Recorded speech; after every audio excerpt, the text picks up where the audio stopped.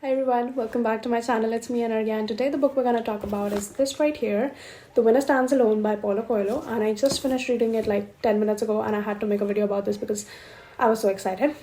Okay, I bought this book in 2020, but I never really read it for some reason, and now I feel like I played myself by not reading it because it is so freaking amazing, and I'm here to tell you about it. So if you know Paulo Coelho, you must have heard about the book Alchemist, which is literally one of the most famous books ever, about philosophy and fiction and self-help all combined in one, and people usually recommend it a lot.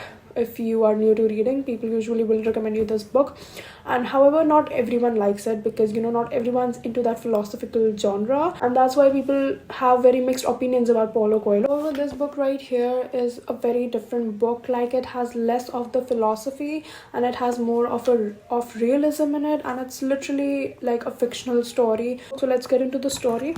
So in this book we have three main characters, which is Igor, who is a Russian millionaire. He has a telecommunication company which is like the biggest in Russia, and he's a very wealthy person, but he started from scratch with his wife Eva, who is now his ex-wife because she left him for a fashion icon who is the third character, and his name is Hamid. He's a fashion designer. Other than that, we have two other main characters which are like very important to the story, who are this one African girl who is Jasmine, or you can call her Christiana based on where you have reached in the book, and she is basically a model and she hasn't had a very good life. Another character which is very important is Gabriella. She is a struggling actress and she finally gets her first movie in this book. So these are the five main characters. Other than that, also we have a lot of other characters who are very significant, but these are the five main characters which carry out the plot. The other ones just end up dying. So the story starts with Igor and his ex-wife. Basically, we get to know that Igor's wife left him for this fashion designer, and he is this man who is in his 40s. He is very rich, handsome, admirable.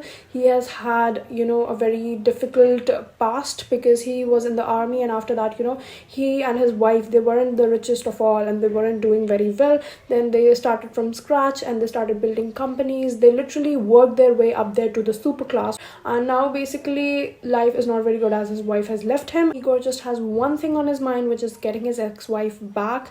He loves her with all his heart and he'll do anything to get her back, whether it means destroying worlds, killing lives, whatever. Through the story, we get to know that Igor is basically a man who is, he follows Christianity, he's very strict about his principles, but at the same time, he's a man who has blurred the line between right and wrong because he believes that if a crime is being committed for a greater good, then that crime is justified. And this book is basically throughout, it consists of passion, crime, jealousy, and power. And in this book we get to know about the dark side of fashion industries and everything like that, because Igor basically goes to Cannes film festival, which is a great festival for all the people in the acting industries and in the fashion industries. So he knew that his wife would be there because her new husband is a fashion designer.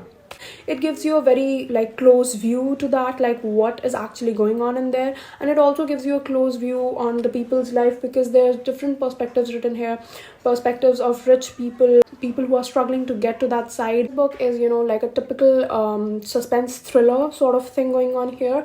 It is very different from the other Paulo Coelho books, and the thing about Paulo Coelho is he doesn't write fast-paced books. His stories are very slow-paced and they cover a very short span of time, a very small story, but it's like he writes it in such depth and it's such wisdom with such different perspectives. Like, you are totally immersed in it, and it's really amazing to actually patiently go through his books and to study them thoroughly and to totally get involved in it and get mixed within it, and you feel so. I just love his writing because this book was so different, and although Paulo Coelho literally slayed the book, literally he slayed it. And this book is, the great thing about this book is that it's literally written in the span of 24 hours. This whole story goes on within one day. Yeah, I guess that's it for the video. If you really like this book and if you want me to make an explanation or a summary or something like that, things I like about it, you can comment that down below and I'll make another video because I'm literally willing to, but I don't know if you'll like it. So yeah, that's it for today, and until next time, bye bye.